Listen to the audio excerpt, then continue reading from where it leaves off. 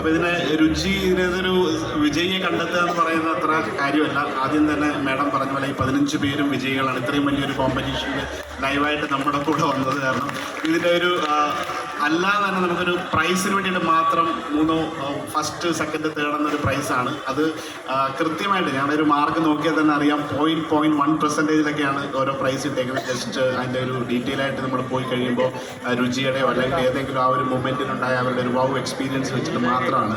അപ്പോൾ first second third prize എന്ന നിലയിൽ നിന്ന് മാറി ഞങ്ങൾക്ക് ആ തേർഡ് പ്രൈസിന് 2 പേർക്ക് വേണ്ടി കൊടുക്കേണ്ടി വരികയാണ്. ഒരിക്കലും ജഡ്ജ് പറഞ്ഞിരുന്നത് ഫസ്റ്റ് സെക്കൻഡ് തേർഡാണ്.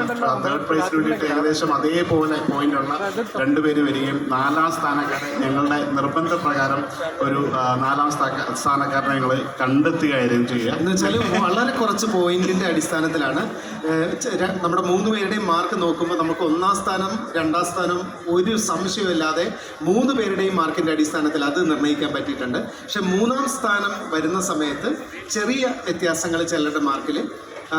അതുകൊണ്ട് നമ്മളൊരു 4ാം സ്ഥാനം കൂടെ ഇതിനകത്ത് കൂട്ടിച്ചേർത്തിരിക്കുകയാണ്. മറ്റുള്ളവരിൽ നിന്ന് വ്യത്യസ്ത ഈ 15-ൽ നിന്ന് വ്യത്യസ്തമായിട്ട് 4 പേരെ നമുക്ക് കണ്ടുപിടിക്കാൻ സ്വാഗതം ചെയ്യുന്നു.